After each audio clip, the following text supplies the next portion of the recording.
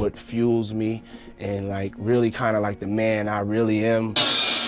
Like it or not, crime runs in P. Diddy's family. Has the apple fallen far from the tree, like Diddy claims? Or is Diddy more similar to his family than he might like? A quick look into the allegations and mystery surrounding his father, Melvin Combs, may shed some light on the type of man that Diddy is today. Back in 2014, Diddy talked a little about his father with REVOLT. It was the first time that he had ever publicly given a statement about his dad. He said that a lot of people said to him that you can't miss what was never there, and he agreed with that to a point. He lost his father when he was 3 years old. At the time, he knew nothing about why his dad had passed away. When he was older, his mom told him that he had simply passed away in a car crash. That answer didn't sit well with Diddy, however. He felt like there was more to it, and he was right. While he attended college, Diddy started to go through newspapers, trying to figure out what had really happened to his dad. In those days, he didn't have the internet to make his search easier. So it took some time, but eventually he found a newspaper that said that his dad had passed away in a car after a substance exchange went wrong. He had been hit with a firearm. That was the story given by the police to the media anyway.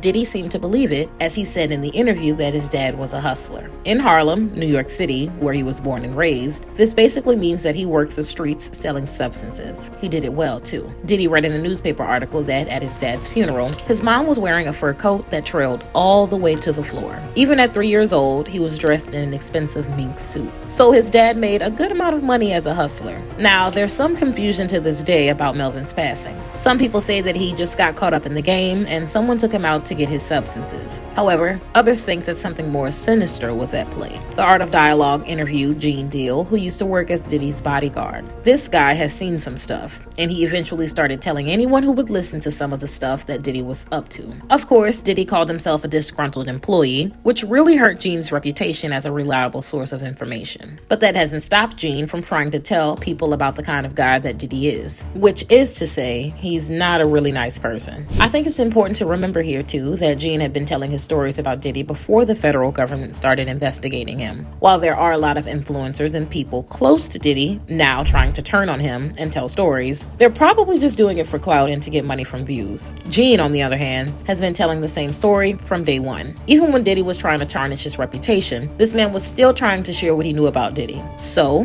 Gene told the interviewer that he was told by a big-time gangster in Harlem named New York Freddie that Melvin was a rat. Allegedly, Melvin was doing some work for various crews like Frank Lucas. At some point, Melvin decided that he was going to turn them in. Perhaps he felt like the police were getting too close. Maybe he got caught, and in order to save his own skin, he decided to give up some names. Either way, Melvin started talking to the cops. The problem was that he was talking to the wrong cops. New York Freddie had a few police officers on the payroll. They managed to get Melvin's interview tape and written statement and smuggle them out of the department. They then gave it to New York Freddie, who listened to the tape and realized that Melvin was snitching. Now, it's unclear what New York Freddie did after that. However, one day, Melvin was driving in his car when suddenly it was blasted by firearms. The shooters made sure that Melvin wasn't going to live. He passed away at the scene. Did New York Freddie have anything to do with it? Or did he pass the information he had on to another gang boss who might have had an interest in knowing who Melvin was talking about? Perhaps they put a hit on Melvin instead.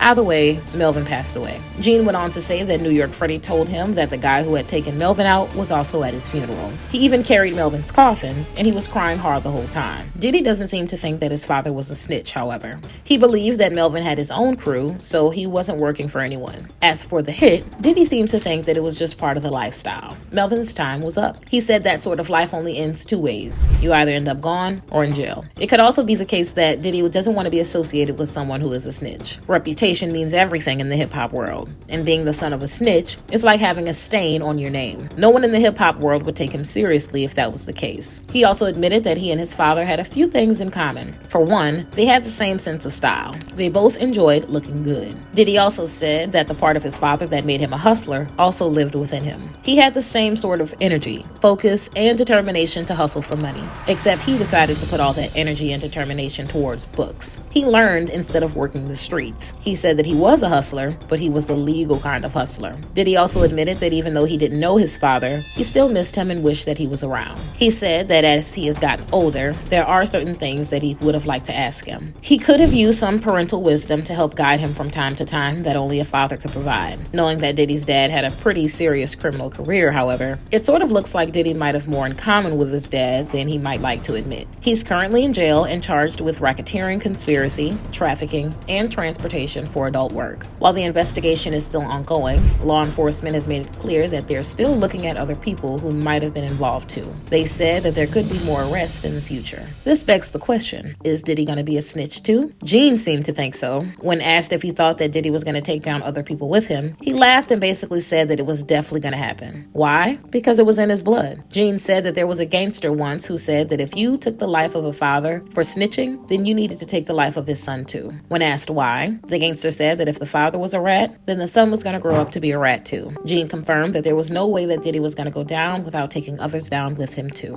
That seems to be a sentiment that other people share. Cat Williams posted an Instagram story where he said that Diddy was going to snitch on everybody. Cat has also been talking about Diddy's parties and the type of person he is for a long time. He said that he never went to one of Diddy's parties, despite being offered $50 million 4 times to do so, because he knew what went on there. He didn't want to be involved in that mess. Fans also echoed his sentiments, saying that Diddy might tear down the entertainment industry if he did start to give names. If that's the case, then we're all going to have front row seats to one of the biggest trials in history. But anyway, what do you guys think about all this? Do you think Diddy is going to snitch? And if so, what names might he give? And was his father really a snitch and working with the police? Or was he just in the wrong place at the wrong time? Let me know in the comments below.